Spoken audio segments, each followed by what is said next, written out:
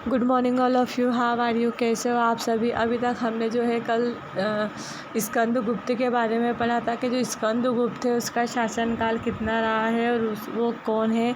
आज हम जो है culture achievement of Gupta dynasty यानी कि जो गुप्त वंश है उसकी जो कल्चर मतलब होता है सांस्कृतिक और अचीवमेंट मतलब होता है उपलब्धियाँ, जो चीज़ हम प्राप्त करते हैं। तो जो हमारी गुप्त वंश है उसकी जो सांस्कृतिक उपलब्धियाँ है उसके बारे में आज हम पढ़ेंगे। तो हम स्टार्ट करते हैं।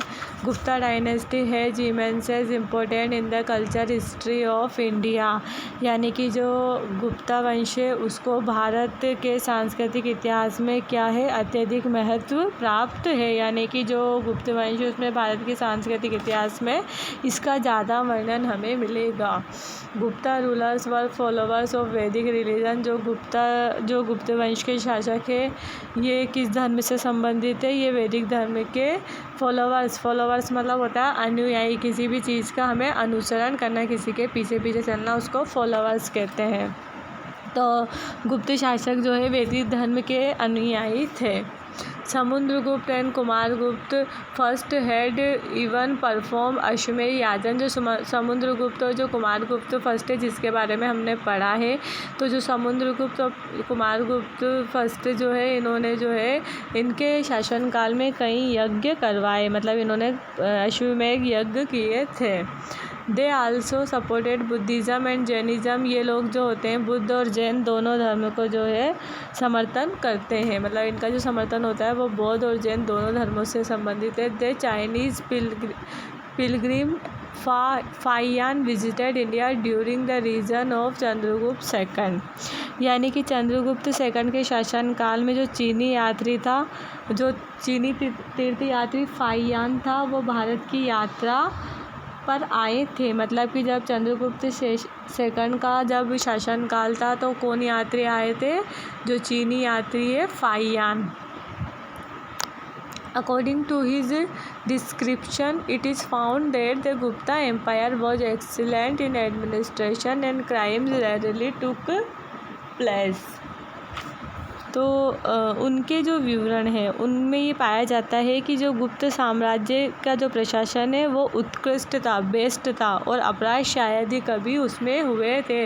मतलब कि जो गुप्त लोगों का जो शासनकाल था वो बहुत ही अच्छा माना जाता है, उसमें किसी भी प्रकार का कोई अपराध नहीं हुआ था और वो उत्कृष्ट यानी कि बेस्ट माना जाता है।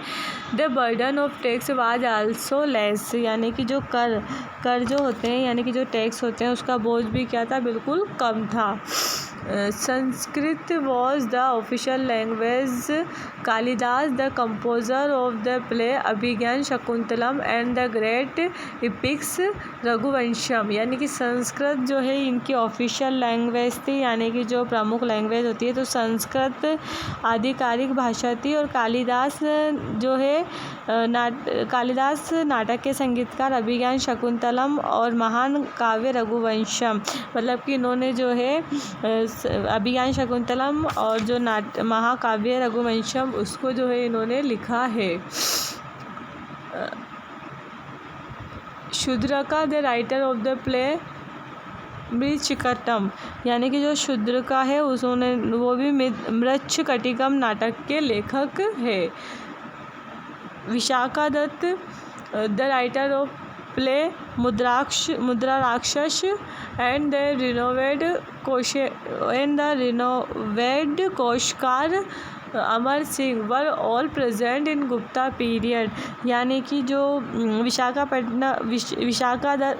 दत्त नाटक के विशाखा दत्त जो है वो मुद्रा राक्षस के द्वारा लिखा गया है, और प्रसिद्ध कोशकार अमर सिंह भी इस गुप्त काल में मौजूद थे। मतलब ये सभी जो है चंद्रगुप्त के शासनकाल में मौजूद थे। Ramayana Mahabharata and Manu Samhita work written in their present from in Gupta period. यानी कि जो रामायण महाभारत और मनु संहिता उनको वर्तमान स्वरूप में बनाया गया था गुप्त काल के अंदर।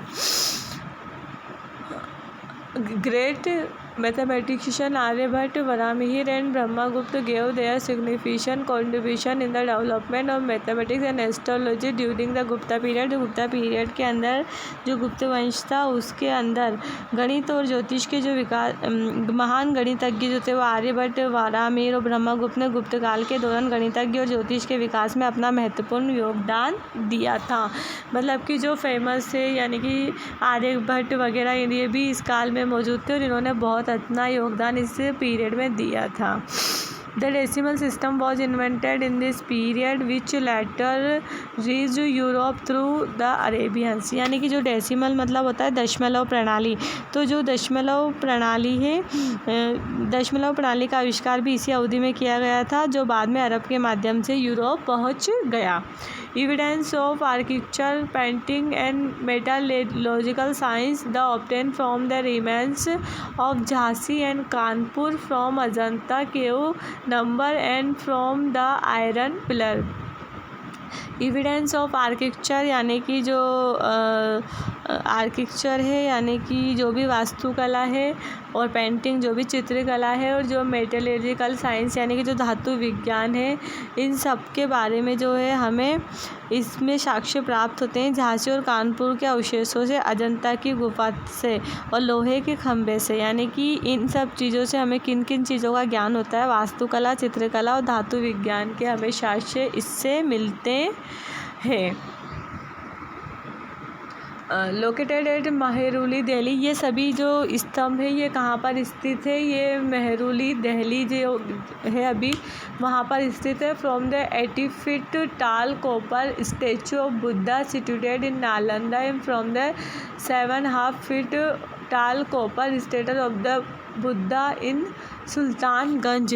यानी कि इसको आपको अंडरलाइन करके रखना है कि जो बुद्धा है उसका जो नालंदा में कितना ऊंचा स्टैचू बना हुआ है 80 फीट, और जो सुल्तानगंज है वहाँ पर कितना बना हुआ है 7.5 फीट टाल, यानी कि लंबा कॉपर का बना हुआ है, यानी कि तांबे से बने हुए इनके मूर्ति वहाँ पर रखी हुई है। इसके बाद जो है हम सोसाइटी इन गुप्ता पीरियड यानी कि जो गुप्त वंश है उनके समाज के बारे में हम कल पढ़ेंगे।